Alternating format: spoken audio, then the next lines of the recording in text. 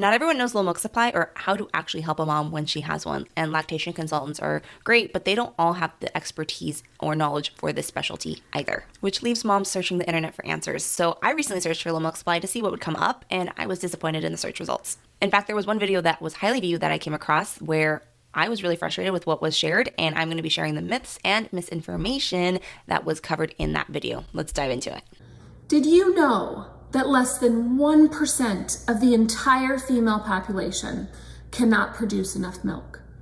The actual number is upwards of 15%. There was a study in 1990 that did a full examination of the people who were in the study, and they went and said, okay, for the moms who are struggling to produce enough milk, if we provide the proper interventions to be able to help ensure that they'll get their milk supply up, will it actually increase? And they actually found about 15% of the study participants were not able to for various reasons. The number that she's sharing, 1%, there's actually no data or evidence to support this. This is a number that has been frequently and for years passed around the lactation industry without any supporting evidence. And there was a source way back in the day that cited this, but that source itself didn't actually show any tracking of where that number came from. It really just seems to be the author who wrote that made that number up just arbitrarily. Historically speaking, and species-wise, we have to be able to make enough milk in order to survive as a species. Now, I will agree with her when she says biologically we have to produce enough milk. That is true. We would not be the human species that we are today with the population that we have if it wasn't for that. Now, yes, formula is a factor, but that really didn't come into play until like 1800s. So I do not feel like when people say, oh, some people just can't make enough milk. That's not true. Biologically, we have to, just like all animals have to. And essentially what that means is there's something in the way of you being able to produce enough milk if that is the problem that you are facing. There's something that is preventing your body from doing what it was designed to do. What I want to talk about is called PIMS, P-I-M-S-S. That is perceived insufficient milk supply syndrome. This is what most women's low milk supply is. I need to be clear, PIMS is not low milk supply. PIMS is perceived, right? You are perceived that to not have enough milk supply to be able to exclusively feed your baby. A low milk supply is when you cannot produce enough to be able to exclusively breastfeed your baby. So what she's actually explaining is that there are other factors that can contribute to you being able to not make a full supply, but when you remove those factors, and that they have nothing to do with your physical body, when you remove those factors, then you can produce enough milk. That is what's called a secondary low milk supply factor or condition. Like there are things that can contribute to that would cause you to have a low supply. But once you remove that from the equation, then all is good and dandy. You're able to do what you are wanting to do. So PIMS is when moms freak out and are worried that they have a low milk supply. And I'm not saying they're freaking out without valid reason. They might be. Now, perceived low milk supply is not something we should scoff at or dismiss. This is a real concern for a mom, and it's the lactation provider's job to help first rule that out if that's the case. And if that's not the case, for them to help them figure out what's going on. Now, if there is no low milk supply and it's just truly perceived, then there is something else that mom is likely worried about, and that shouldn't be dismissed either. We should be saying, okay, well, what are you experiencing that makes you think you have a low supply? What we don't want to do is dismiss those moms who have a fear of a low milk supply and then they genuinely have one. So this could be something we would want to tread lightly on. And in fact, I am running a 4-day free challenge is what I'm calling it, all on really honing in on the best practices for increasing your milk supply. And in this, we're going to be going over the things that you need to know and be implementing. And that's why it's a challenge, because it's not always easy to do this work, because increasing your milk supply is hard work. But we're going to be doing this so that way you can really know where you stand and have a little bit more peace about where your milk supply is and if you really are facing an issue, and then we can go from there. But first, let's figure out where you're even at and if you can get your supply up by implementing the right steps. Depending on when you're watching this, we are starting soon. So if you would like to sign up, click on the link in the description below. But a woman that has innate primary lactation failure, where she does not have the ability to create enough milk, that's more unusual. And that's often due to anatomy, or what I call weird boobs. It can be hormonal. Did she just say weird boobs? Oh my gosh, okay. What she's referring to is breast hypoplasia. Mammary hypoplasia is another term for it. This is a condition that a mom has where for some reason during puberty, her breasts did not fully develop, like in the traditional sense that we picture breasts in. Normal breasts are relatively symmetrical. They're not too widely spaced apart. They're round and full all the way across the whole breast. That is what we consider normal.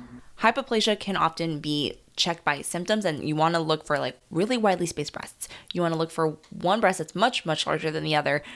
Even where I said it should be round and full, if there is any point where it kind of cuts off or it just kind of drops and there's no round curve to that side of the breast, that's also an indicator that you might have breast hypoplasia. This is just a matter of fact that the tissue right there did not fully finish developing as her breasts were growing. Now, I guarantee you, a mom who has hypoplasia is probably pretty self-conscious of this condition. And so the fact that this lactation consultant would say weird is just so insensitive. And I'm sure any mom who has heard that doesn't appreciate that. But that, in a sense, is what hypoplasia is, and it's what she's referring to in this video. And in fact, as she was talking, there was a card that popped up on her video, all on her other video about weird boobs. We will be watching that one as well. But first, I do want to watch this other one that she also linked in here, all about risk factors for low milk supply. So we're going to watch this next. Because when we're talking with moms prenatally, when we're talking with them in the early postpartum period, we are discussing their health history to find out if any of those markers are there. And it's good to know beforehand so that that mom either can put things in place to improve her success or understand that she was born with something kind of making her journey a little more uphill, and how to optimize her own success. While I think it's great that she's saying we definitely want to have this conversation before your baby so you are prepared prenatally, I'll be honest, most moms do not seek any help or assistance prenatally when it comes to breastfeeding. It's not common. Not all insurances will cover it. It is also just something that I think isn't educated on enough by a mom's OBGYN or midwife. They kind of just are like, oh yeah, you'll be able to breastfeed. And because there is this kind of, assumption that a mom will be able to breastfeed no problem if it's what she wants to do, it's not often discussed about in advance. And there are actually things that you can do during pregnancy to increase your chances of preventing a low milk supply. So while this is a best case scenario, I also understand the reality that this doesn't happen more often than not. But the rest of the information in this video is actually pretty solid, so she did good on this one. Now let's dive into the weird boobs video, because I feel like there's going to be a couple things on this one that I might have some comments on. Today we are going to be talking about weird boobs. That's right, weird boobs. Do you have them? Is it something that you've been thinking about your whole life? During puberty, did your breasts not develop? Did one breast develop and the other didn't? Do they have an odd shape? Did you possibly get a breast augmentation to cover up the weird boobs, to make them more round, full, symmetrical, and quote, normal? Well, I want to talk about this today because it's very pertinent in the lactation world. While I understand she's trying to really get you interested in what she's talking about, I just feel like this is so unprofessional with how she is describing your breasts if you are somebody who has hypoplasia. It just feels very insensitive to me. So I'm curious, what do the comments say? You know what? They're mostly positive. Here we go. I honestly don't appreciate your approach to this condition. You speak down to women with this condition and are frankly quite derogatory. Your funny title of weird boobs is triggering in and of itself. If your aim is to actually help women with this condition, you may want to examine your approach. I don't blame her. For a mom to go through a low milk supply and also already be self-conscious and having a hard time with processing the fact that she has a low milk supply, especially if she's blindsided by this, and she, now feels extra guilt possibly around her body and shame, this is not the best approach.